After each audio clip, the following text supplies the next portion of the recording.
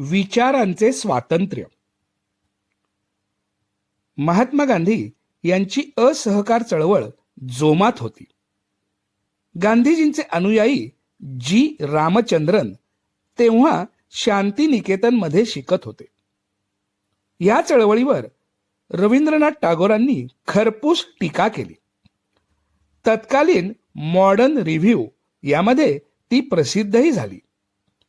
खुद्द शांतिनिकेतनच्या विद्यार्थ्यांमध्ये गांधीजी आणि टागोर यांच्या मतांचे अनुयायी विभागले गेले. अशातच एक दिवस रामचंद्रन यांना टागोरांचा निरोप आला की या विषयावर शांतिनिकेतनमध्ये प्रकट चर्चा व्हावी. रवींद्रनाथांचा हा निरोप ऐकून रामचंद्रन गोंधळून गेले. इतर संस्थेत अशा शिस्तभंगाविरुद्ध एखाद्याला निलंबितच केले असते, पण इथे तर चर्चेचे आमंत्रण आलेले.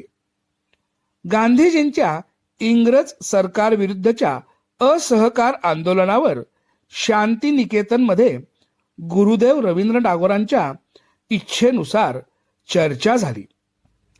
दोन्ही बाजू निकराने मांडल्या.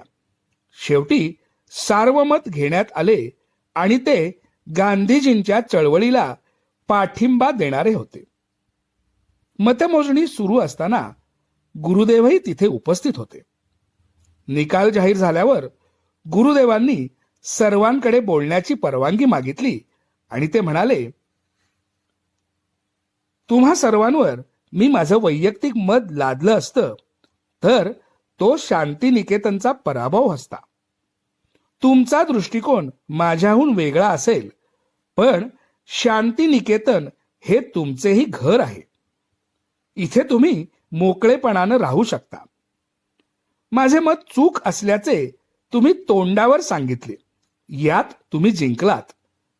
म्हणजे मी म्हणतो ते चुकीचं आहे असे अजिबात नाही, पण तुम्ही तुमचे म्हणणे उच्चारून दाखवण्याचा धीर केलात याचा मला आनंद वाटतो.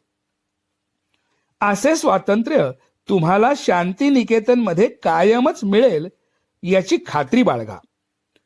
भीड न ठेवता आपली मतं मांडू शकतो असं वातावरण शांतिनिकेतनमध्ये आहे हे तुम्हाला वाटणं हा माझाही विजयच नाही का?